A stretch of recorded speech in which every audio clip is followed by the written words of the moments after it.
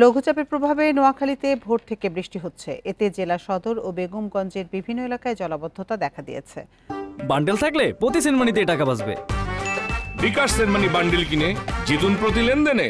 স্থানীয়রা জানায়, বৃষ্টির কারণে জেলা শহরের হাউজিং, মধুসূদনপুর, খন্দকারপাড়া সহ কিছু এলাকায় জলাবদ্ধতা দেখা দিয়েছে। এতে চলাচল করতে গিয়ে ভোগান্তিতে সাধারণ মানুষ।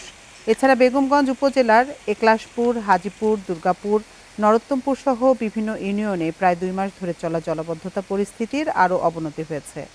খাল দখল, দূষণ ও ভরাট হয়ে যাওয়ায় পানি নিষ্কাশনের পথ না থাকায় এমন পরিস্থিতি সৃষ্টি হয়েছে বলেও অভিযোগ করেন ভুক্তভোগীরা।